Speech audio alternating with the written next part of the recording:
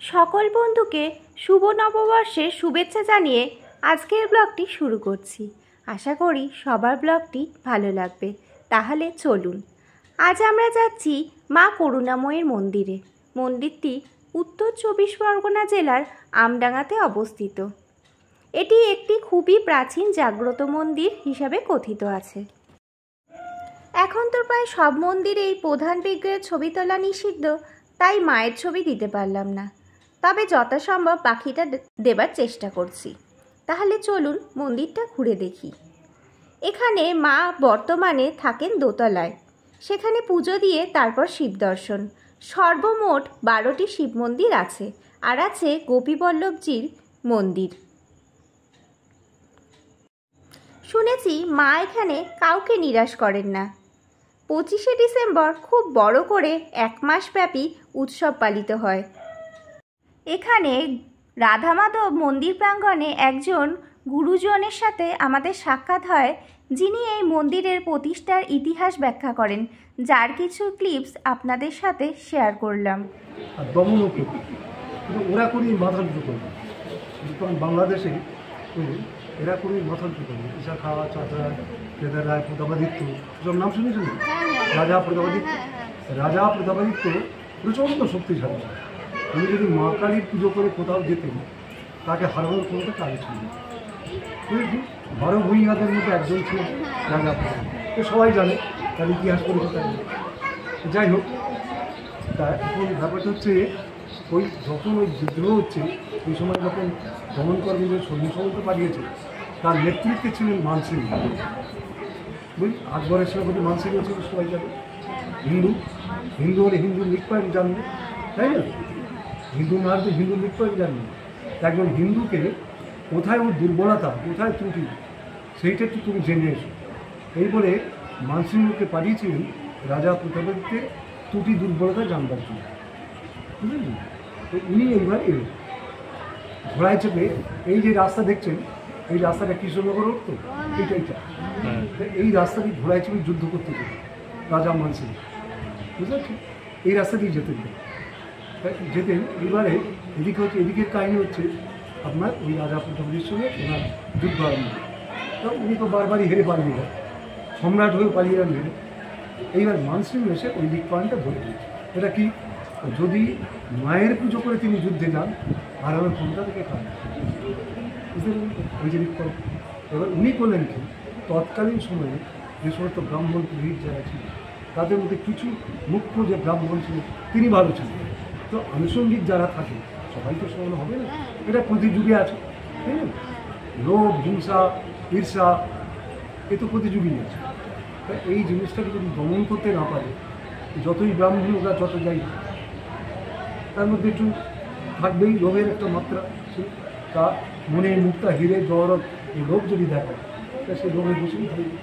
সে গিয়ে করলো, ওই প্রধান পুরোহিতকে যুক্তি করে তারা সরিয়ে দিল সেই দিনের জন্য, একটা দিনের জন্য সরিয়ে দিল। সে রাত্রিবেলা সে থাকে, তাকে সরিয়ে দেওয়া নেই। ঠিক আছে? সেই রাত্রে চুরি হলো মা, রাজা প্রতাপাদিত্যের মা চুরি হয়ে গেল সেই রাত্রে। মা বলতো মানে মা কালী, পাথরের কাজ। চুরি হয়ে গেল। চুরি হওয়ার পর উনি যুদ্ধে হেরে গেল। যুদ্ধে কিন্তু হেরে গেল। হেরে গিয়ে তার সর্বস্ব চলে গেল ধরতে। বুঝতে পেরেছেন? ওনাতে রাজা মানসিংহ সেই রাত্রিতে ওই মা কালীকে চুরি করে অম্বরে রাজা জয়সিংহ, সবাই জানে, মানসিংহ নিয়ে চলে গেলেন জয়পুর। বুঝেছেন? জয়পুর থেকে এদিক ওদিকে আবার ওখান থেকে আবার চালান যায়। যাই হোক, সে আসল যে মা, সেই মা চুরি হয়ে গেছিলেন ওখান থেকে। বুঝতে পেরেছেন কথা? তো যিনি পুজো করতেন, তার নাম ছিল রামানন্দ দেব, তার নাম ছিল। তা তিনি এবার ওই তো কাঁদতে কেন না, খুব ভৎসনা করেছিলেন। তো তুমি যেই চলে গেলে চুরি হয়ে গেল, নিশ্চয়ই তোমার দোষ আছে। বুঝেছেন? তুমি তারা প্রতারণা করেছো আমার সঙ্গে। তিনি করেননি, তিনি কিন্তু করেননি, তিনি প্রধান পুরোহিত, আনুষঙ্গিক যারা ছিল তারা করত। এবং উনি খুব কাঁদতে বেরিয়ে গেলেন ওখান থেকে। ওখান থেকে চলে গেলেন। তারপরে যশোর, ওটা হচ্ছে যশোরের রাজা প্রতাপাদিত্য। ওখান থেকে বেরিয়ে গিয়ে ওই তখন বললাম দুটো ভারতবর্ষ তখন হয়, হিমালয় পরে বসে সাধনা করতে লাগে, কান্দাকাটি করছে। আর আমার জীবনে বেঁচে দেখি না, আমায় এত ভর্সনা করলো, আমি যা করিনি তাই হলো। তা মা, আমি তোর পুজো সারা জীবন করলাম, শেষ পর্যন্ত এই হলো।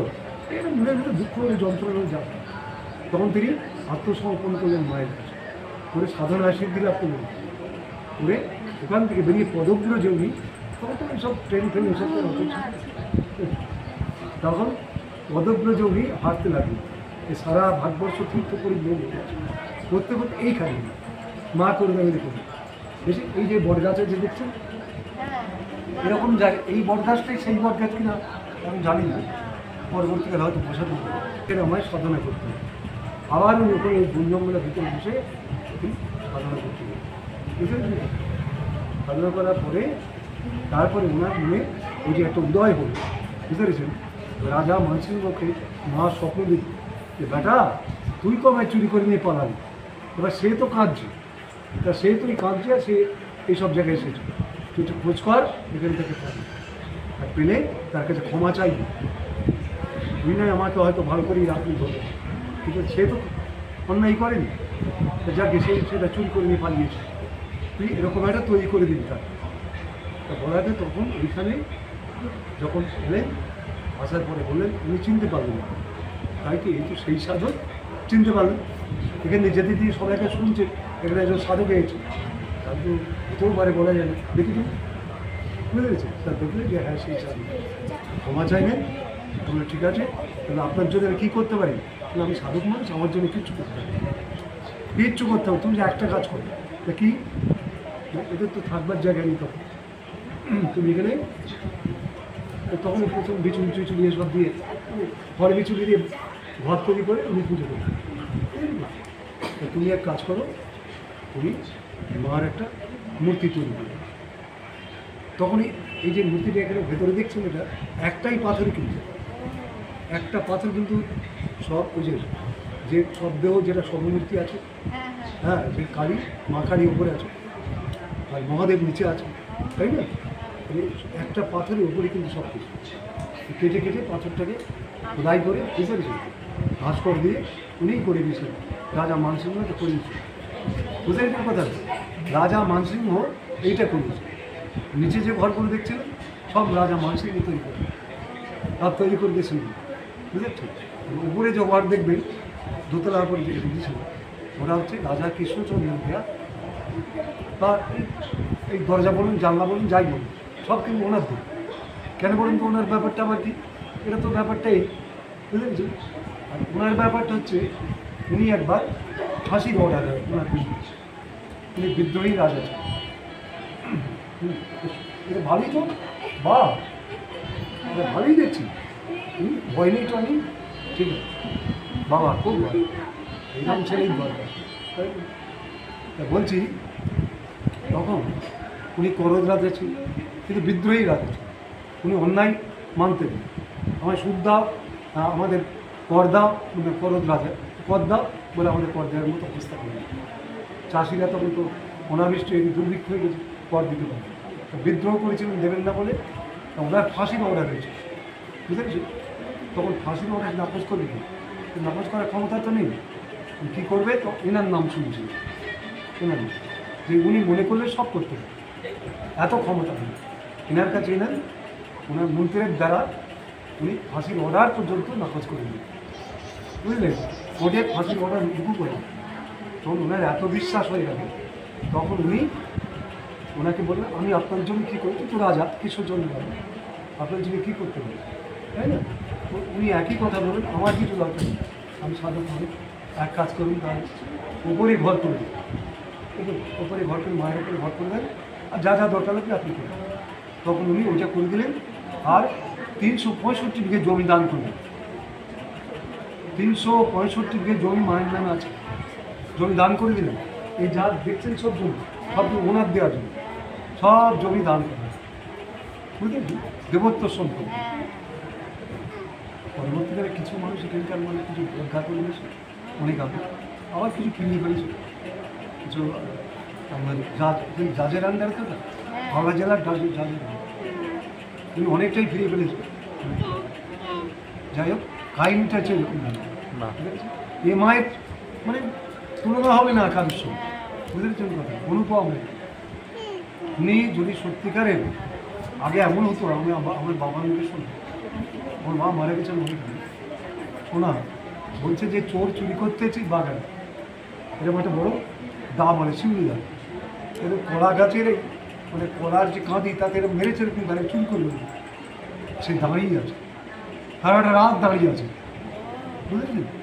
চোর আর পালাতে পারে, চোর এরকম মেরে আর দাঁড়িয়ে আছে, পরের দিন সকালবেলা সে মানুষ ধরে দিল, মানে এত মাহাত্ম, বুঝলেন? বিশ্বাসটা দরকার, ভক্তিটা দরকার, নাকি? ওই যে মনসা গাছে এমনিতে লোকে ইট বেঁধে দিয়ে যায় না, তাই না? যে মনসা গাছ আছে সব তো ইট বাঁধে, কিন্তু আপনার এগুলো করে হবে, তাই এই হচ্ছে কাহিনী। মায়ের মানে মমতার তুলনা। ওনার কথা শোনার পর আমরা এলাম মায়ের ভোগ গ্রহণ করতে। ভোগ প্রসাদে ছিল পোলাও, সাদা অন্ন, শুক্তো, ডাল, এঁচড়ের ডালনা, চাটনি, পায়েস। স্বাদ ছিল অতুলনীয়। এখানে সকাল 11টা পর্যন্ত কুপন কাটার ব্যবস্থা আছে। তাহলে আজকে এই পর্যন্ত, দেখা হবে নতুন ব্লগে। 1431 সালটি সকলের ভালো কাটুক এই কামনা করি। ভিডিওটি ভালো লাগলে অবশ্যই লাইক শেয়ার করবেন, আর ভিডিওটিতে পাশে থাকার জন্য রইল অনেক ধন্যবাদ।